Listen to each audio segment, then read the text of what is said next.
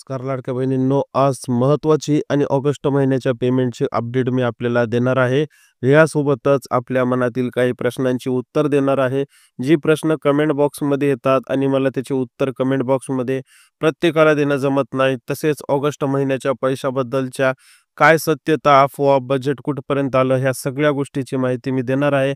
यासोबतच तुम्हाला लाडक्या बहिणीबद्दल जे काही प्रश्न होते त्याचे सल्ले, मसलत जे आहे आपल्याला जेवढं काही कळतं तेवढं तुम्हाला मी सांगणार आहे. बघा, व्हिडिओला सुरुवात करू आपण. व्हिडिओला सुरुवात करण्या अगोदर तुम्ही जर नवीन असाल तर मात्र आपल्या चॅनलला सबस्क्राईब करून ठेवा. कारण आपल्या चॅनलला लाडक्या बहिणी संदर्भातले अपडेट छोटे असो वा मोठे कंटिन्यू येत राहतात. आणि यानंतर मात्र आपल्याला सुरुवात करायची आहे आजच्या व्हिडिओला. बघा काय आहे प्रश्न. तर पहिला प्रश्न येतो की लाडक्या बहिणीच्या ऑगस्ट महिन्याच्या पेमेंटचं काय आहे. दुसरा प्रश्न आहे, पहिला प्रश्न मी घेतो त्याच्यानंतर दुसरीकडे वळतो. पहिला प्रश्न आहे पात्र लोकांचा. पात्र लोकांचा आकडा अनिश्चित आहे. अपात्र लोकांचा आकडा जसा 26,34,00,000 होता, तसा पात्र लोकांचा आकडा जो होता तो 2,00,00,000, माझ्या माहितीप्रमाणे 2,15,00,000 काहीतरी होता, का 15 का 20 काहीतरी लाख होता. जो घटत घटत आला आहे आता. आणि यानंतर मात्र 26,34,000 लाडक्या बहिणीवर टांगती तलवार आलेली आहे. ही झाला अपात्रतेच्या बाजूचा इशारा.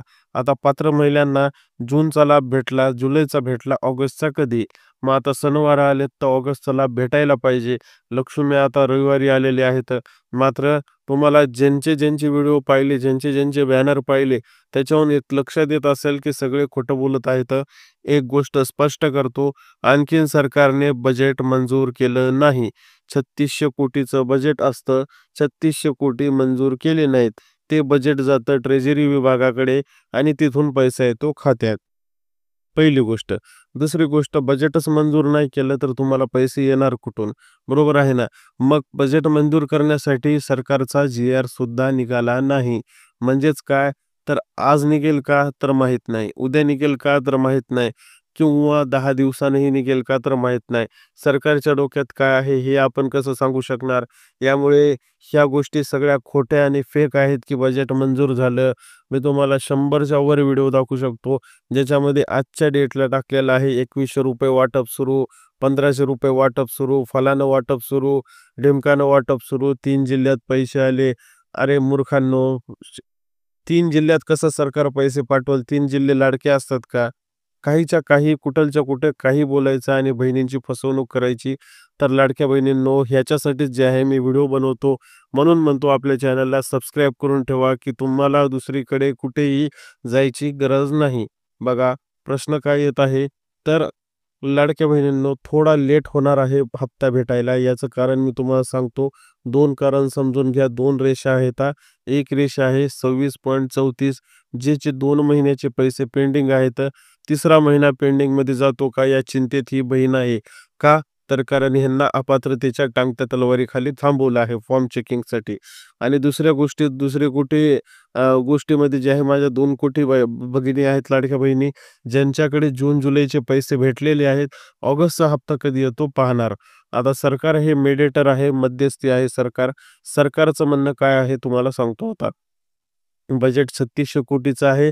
3600 कोटीच्या बजेटमध्ये ह्यांना सुद्धा पकडलेलं आहे. बरोबर आहे? ह्यांना सुद्धा 3600 कोटीच्या बजेटमध्ये पकडलं आहे. ह्यांना सुद्धा पकडलं आहे. मग आता सरकारला वाटत आहे की बाबा ह्यांना जर आपण सोबतच यांच्यामध्ये टाकलं तर मात्र याच बजेटमध्ये सगळ्या बहिणी येत्याल.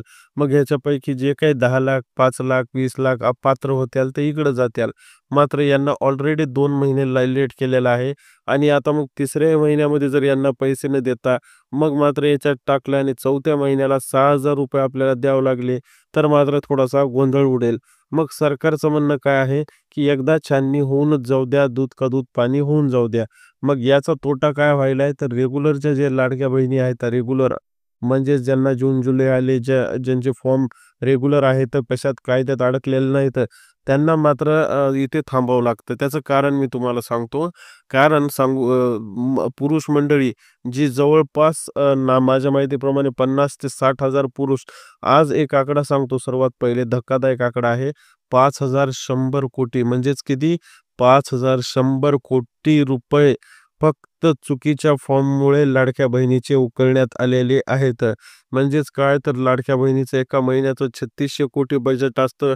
3600 दोन्ही 52 म्हणजे लाडक्या बहिणीला 2 महिने फुकट सरकारनं पैसा दिला, तीही चुकीच्या लाडक्या बहिणीला. बघा सरकार अडचणीत येऊ शकतं. 5,100 कोटी जे आहे तर फुकट पैसा गेला चुकीच्या लाडक्या बहिणींना, ज्यांनी जे आहे खोटे कागदपत्र दिलते, जे पुरुष मंडळी निघाले, ज्यांनी जे आहे जे डबल-डबल नाव दिलते किंवा डम्मी कागदपत्र देऊन जे आहे फायदा घेतला. अशांनी जे आहे 5,100चा आकडा आजच्या पेपरला आजच्या बातम्यामध्ये आला आहे. आता सरकार कसं देईल पैसा तुम्ही सांगा? रोज प्रत्येक जिल्ह्यात घोटाळा बाहेर पडत आहे. रोज प्रत्येक जिल्ह्यात. आजच बातमी आली पुण्यातून परत एकदा काहीतरी माझ्या माहितीप्रमाणे 1000 का 1100 लाडक्या बहिणी ज्या आहेत त्या बोगस निघाल्या. बोगस म्हणजे कशा? तर त्या सरकारी नोकरदार होत्या आणि सरकारी नोकरदार असून सुद्धा इकडं फायदा घ्यायचा प्रयत्न त्यांनी केला, तर त्या बोगस निघाल्या. मग जर असं असेल तर मला सांगा सरकार कसा पैसा देईल? म्हणून तुम्हाला काही दिवस लाडक्या बहिणींनो थांबावं लागेल. छाननी प्रगतीपथावर आहे. या जे 26.34 लाखाची छाननी आहे, ही प्रगतीपथावर आहे. मात्र यामधले जे पुरुष मंडळी असतील ना, तुमच्यासाठी मात्र खैर नाही. तुमची काहीच खैर नाही. कारण तुम्ही बहीण नाही, नाहीत, काहीच नाही. तुम्ही जर फॉर्म भरला असेल तर पैसे तर वसूल होणारच, मात्र तुम्हाला कारवाईला समोर जावं लागेल. यासोबतच ज्या सरकारी नोकरदार बहिणी आहेत त्यांना सुद्धा खबरदारीनं कारवाईला समोर जावंच लागेल. कारण तुम्ही सरकारी आहात, सरकारी. याचा अर्थ काय? तर तुम्ही योजनेत बसत नाहीत. तुम्हाला दाखवून देतो मी. बघा पात्रतेचे निकष काय पाहिजेत, तर पात्रतेचे महाराष्ट्र राज्याचा रहिवासी, राज्यातील विधवा, घटस्फोटित तसेच कुटुंब, केवळ एक विवाहित महिला, किमान वयाची मर्यादा 21 ते 25 वर्ष, 21 ते 65, लाभार्थ्यांचे स्वतः आधार लिंक असणे, लाभार्थी कुटुंबाचे वार्षिक उत्पन्न 2.5 लाखापेक्षा कमी असणे. बघा ह्या मर्यादा आहेत पात्रतेच्या. आणि अपात्र कोण ठरू शकतं बघा? ज्याच्या कुटुंबातील सदस्य आयकरदाता, ज्याचं एकत्रित वार्षिक उत्पन्न 2.5 लाखापेक्षा अधिक. बघा एकत्रित बरं, प्रत्येकाचं नाही, एकत्रित. ज्याच्या कुटुंबातील सदस्य कर्मचारी आहे बघा, बघा. हे सगळ्यात मोठा आहे. हे सगळ्यात मोठा जे आहे इथे खूप बहिणी अडकल्यात. कायम कर्मचारी म्हणून सरकारी विभागात, उपक्रम मंडळात हे तुम्ही इथं जे आहे तर तुम्ही सरकारी नोकरदार असून सुद्धा तुम्ही लाडक्या बहिणीचे फॉर्म भरले. तर हे सगळ्यात मोठा खेद आहे आणि तुम्हाला सरकार माफ असं करणार नाही. तुमच्याकडून पैसे तर वसूल करून घेईल. तुम्हाला काही ना काही त्याची शिक्षा मात्र भेटेल, एवढं मात्र नक्की आहे. परत एक दुसरी गोष्ट मात्र लाडक्या बहिणींनो, पाणी मुरत कुठं आहे? तर बघा पाणी मुरत असं आहे की आशा सेविकांना, अंगणवाडी सेविकांना जे आहे जास्तीत जास्त टार्गेट दिलं आहे. मात्र लाडक्या बहिणीचा रिस्पॉन्स कमी येत आहे. त्यांना जे आहे टचअप करणं अवघड जात आहे. त्यामुळे थोडासा टाईम लागत आहे. कारण तुम्हालाही माहिती तुमच्या घरात जर तिघी असलात तर तुमच्यापैकी कोणला लाभ सोडून द्यायची तयारी दाखवतं का? चला बुवा अंगणवाडी सेविका आली, चला ह्या दोघी म्हणताल का? नाही, नाही आम्ही दोघी घेतो तर हिचा लाभ सोडा. तुमची तयारी आहे का? असं होत नाही. त्याच्यामुळे कोणीच लाभ सोडायला तयार नाही. त्यामुळे त्यांना खूप परेशानी होत आहे आणि सरकारने याबाबत जे आहे लक्ष देणं अपेक्षित आहे. सरकारला हात जोडून विनंती आहे की याबाबत तुम्ही लक्ष द्या. कारण अंगणवाडी सेविकांचा प्रॉब्लेम जे आहे खूप टेन्शनदायक आहे. लाडक्या बहिणीला वाटत आहे की ह्याच बाया ज्या आहे आम्हाला बाद करून आमचे पैसे खात आहेत किंवा आमचे पैसे बंद करत आहेत. त्याच्यामुळे सरकारने यामध्ये लक्ष द्यावं. तुम्ही निकष ठरवा की एका घरात तिघी असतील तर मग कसं पात्र करायचं आणि कसं अपात्र करायचं. त्यांना काही समजत नाही, मग कोणाला अपात्र करणार? तर असा प्रॉब्लेम जे आहे सरकारसमोर उद्भवता येईल ना अंगणवाडी सेविकांपर्यंत. त्यामुळे या महिन्याचे पैसे जे आहेत सारांशमध्ये लेट होण्याची शक्यता आहे. लेट म्हणजे कधी? तर माझ्या माहितीप्रमाणे ऑगस्टच्या नंतर मात्र सप्टेंबरच्या 10 तारखेच्या पुढूनच पैसे येऊ शकतात. तोपर्यंत ह्या 26,34,00,000 मधली छाननी 70% पूर्ण होऊ शकते. तर ही गोष्ट आणि ही अपडेट आहे. त्याच्यामुळे फालतूचे व्हिडिओ बघू नका.